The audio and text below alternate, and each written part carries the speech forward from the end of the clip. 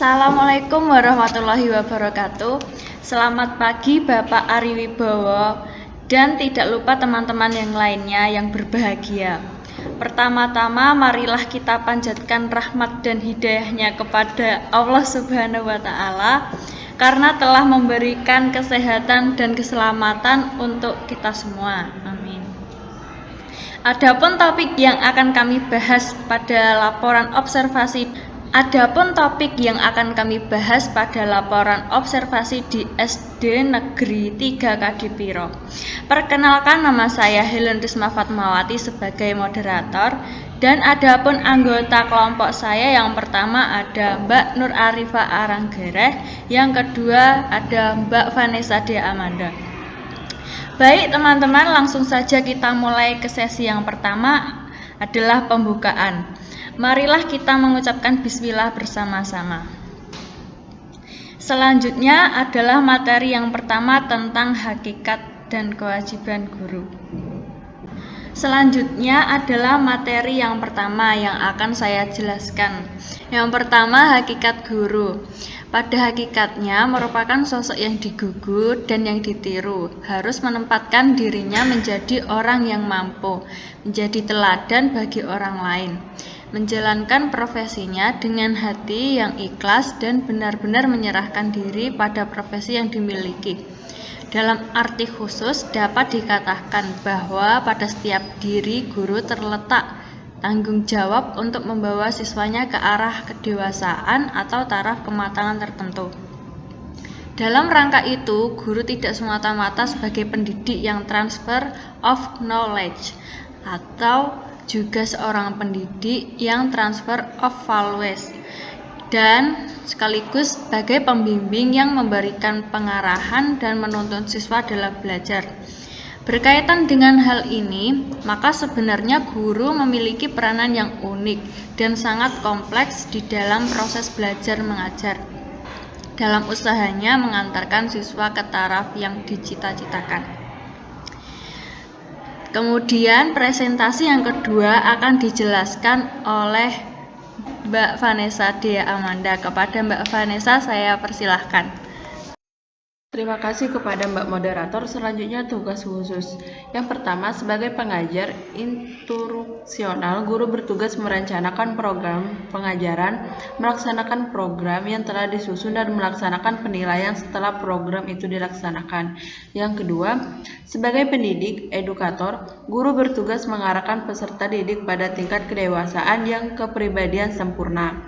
Dan yang ketiga, sebagai pemimpin, guru bertugas memimpin dan mengendalikan diri sendiri, peserta didik, dan masyarakat yang terkait menyangkut upaya pengarahan, pengawasan, pengorganisasian, pengontrolan, partisipasi atas program yang dilakukan. C. Tanggung jawab seorang guru, yaitu guru sebagai pengajar, guru sebagai pembimbing, dan guru sebagai administrator memiliki tanggung jawab dalam merencanakan dan melaksanakan pengajaran, memberikan bantuan kepada siswa dalam pemecahan masalah yang dihadapi dan menjalin antara pengajar dan ketatalaksanaan pada umumnya. Merencanakan dan menuntut murid-murid melakukan kegiatan-kegiatan belajar dalam mencapai pertumbuhan dan perkembangan yang diinginkan, turut serta membina kurikulum sekolah. Selanjutnya, etika guru. Yang pertama, etika guru di sekolah. Guru memiliki dan melaksanakan kejujuran profesional. Guru berusaha memperoleh informasi tentang peserta didik sebagai bahan melakukan bimbingan dan pembinaan. Guru menciptakan suasana sekolah sebaik-baik dan menunjang berhasilnya proses belajar mengajar. Yang kedua, seorang guru harus mampu membangun suatu hubungan yang baik kepada muridnya.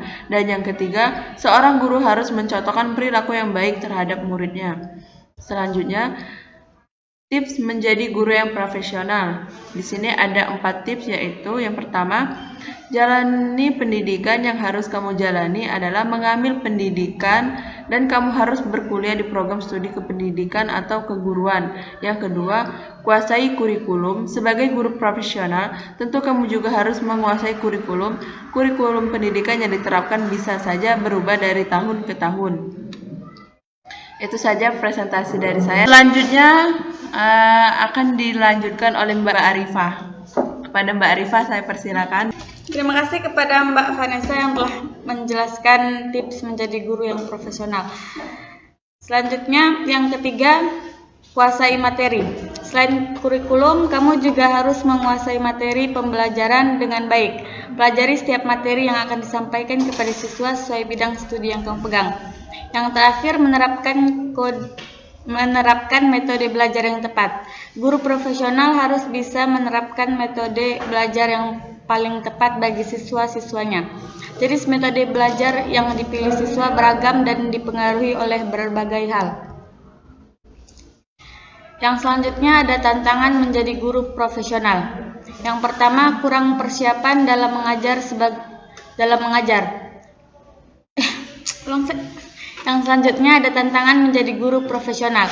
Yang pertama, kurang persiapan dalam mengajar. Sebagai guru tentunya harus punya plan dalam mengajar untuk 1 tahun ajaran ke depan. Guru yang kurang persiapan dalam mengajar dapat merugikan perkembangan siswa secara akademis. Sebelum tahun ajaran dimulai, guru bisa membuat RPP atau rencana persiapan pengajaran, menyiapkan perangkat atau media pembelajaran, dan sampai bahan evaluasi materi. Yang kedua, bantu temukan minat dan bakat siswa. Guru harus membantu siswa dalam menemukan bakat, minat, dan potensinya. Dengan tersalurnya minat dan bakat siswa secara tepat, dapat meningkatkan pembelajaran dan motivasi belajar siswa. Yang ketiga, konsentrasi siswa kurang. Faktor yang menyebabkan siswa kurang berkonsentrasi ada banyak, seperti faktor lingkungan, psikologis, dan faktor internal dalam diri siswa itu sendiri. Faktor lingkungan maksudnya adalah yang ada di sekeliling siswa. Misalnya saat diberi tugas, siswa terganggu dan lebih tertarik dengan suara ramai di luar dan jadinya mengganggu konsentrasi siswa tersebut. Yang keempat, pengajaran yang kreatif. Kalau guru hanya menjelaskan dan siswa mendengarkan saja, pelajaran akan terasa kurang menarik. Siswa akan menjadi jenuh dan kurang memperhatikan pelajaran. Guru bisa membuat pelajaran lebih inovatif dengan memanfaatkan teknologi yang ada. Yang kedua, pembahasan implementasi manajemen sekolah dasar negeri 3 Kadipiro.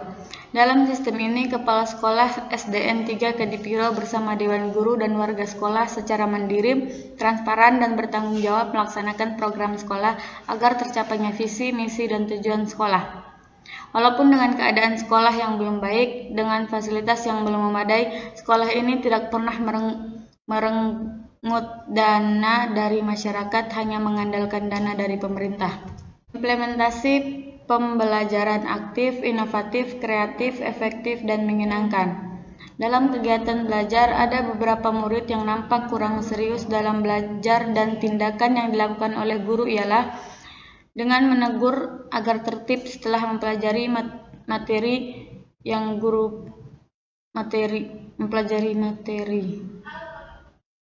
Guru memberikan kesimpulan dan meminta siswa untuk mengerjakan latihan soal. Biasanya guru menggunakan cara mengajar interaktif antara guru dan murid, ceramah, memotivasi, dan menggunakan media yang disukai oleh siswa. Dari hasil wawancara, kami menyimpulkan bahwa SDN 3 Kadipiro sudah menerapkan pembelajaran aktif, inovatif, kreatif, efektif, dan menyenangkan dalam kegiatan belajar mengajar di sekolah. Baik, terima kasih kepada Mbak Vanessa dan juga Mbak Nur Arifah. Di sini saya akan menjelaskan tentang kesimpulan dari observasi kami. Sampai hari ini, lembaga-lembaga pendidikan guru masih terus menerima mahasiswa calon guru untuk dididik menjadi seorang guru yang betul-betul menyadari tugasnya sebagai seorang guru. Agar guru mampu bertanggung jawab melaksanakan tugas mendidik dan mengajar dengan baik, maka calon guru harus dipersiapkan dengan sebaik-baiknya melalui pendidikan profesional di lembaga pendidikan guru. Dalam kegiatan belajar ada beberapa murid yang nampak kurang serius dalam belajar dan tindakan yang dilakukan oleh guru ialah dengan menegur agar tertib setelah mempelajari materi guru, memberikan kesimpulan, dan meminta siswa untuk mengerjakan latihan soal. Mungkin itu saja presentasi dari kelompok kami. Apabila ada kesalahan dalam mengucapkan dan menjelaskan, kami mohon maaf. Wassalamualaikum warahmatullahi wabarakatuh. Waalaikumsalam warahmatullahi wabarakatuh.